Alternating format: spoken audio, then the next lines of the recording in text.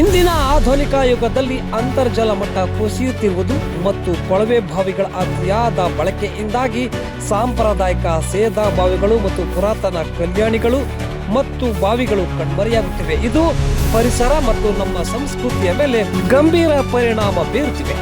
ಇತ್ತೀಚೆಗೆ ಜನರು ಸಾಂಪ್ರದಾಯಿಕ ಬಾವಿಗಳನ್ನು ಮರೆತು ಆಳವಾದ ಕೊಳವೆ ಬಾವಿಗಳನ್ನು ಅವಲಂಬಿಸಿದ್ದಾರೆ. ಇದು ಅಂತರ್ಜಲ ಮಟ್ಟವನ್ನು ಬರಿದು ಮಾಡುತ್ತಿದೆ. ಇಂದಿನ ಕಾಲದಲ್ಲಿ 40-50 ಅಡಿ ಗುಂಡಿ ತೆಗೆದು ಗುಂಡಿಗಳ ಕೆಳಭಾಗದಿಂದ ಕಲ್ಲುಗಳನ್ನು ಓಡಿಸಿ ಕಟ್ಟಡ ನಿರ್ಮಾಣ ಮಾಡಿ ಅದಕ್ಕೆ ಕಲ್ಲು ಕಂಬಗಳನ್ನು ನಿರ್ಮಿಸಿ ಗಾಲಿಗಳನ್ನು ಹಾಕಿ ಕೆಳಗಿನಿಂದ ಹಗ್ಗದ ಸಹಾಯದಿಂದ ನೀರು ಮೇಲಕ್ಕೆ ಎತ್ತುತ್ತಿದ್ರು. ಆದರೆ ಇತ್ತೀಚಿನ ದಿನಗಳಲ್ಲಿ ಕೆಲವು ಸೇದಾ ಬಾವಿಗಳು ಸಂಪೂರ್ಣ ಮುಚ್ಚಿ ಹೋಗಿವೆ. ಇರುವಂತಹ ಸೇದಾ ಬಾವಿಗಳು ನಿರ್ಲಕ್ಷ್ಯಕ್ಕೆ ಒಳಗಾಗಿವೆ. ಸೇದಾ ಬಾವಿಗಳು ಕೇವಲ ನೀರನ್ನು ಪಡೆಯುವ ಮೂಲಗಳಲ್ಲ, ಅವು ಪರಿಸರದ ಸಮತೋಲನವನ್ನು ಕಾಪಾಡುವಲ್ಲಿ ದೊಡ್ಡ ಪಾತ್ರ ವಹಿಸುತ್ತವೆ.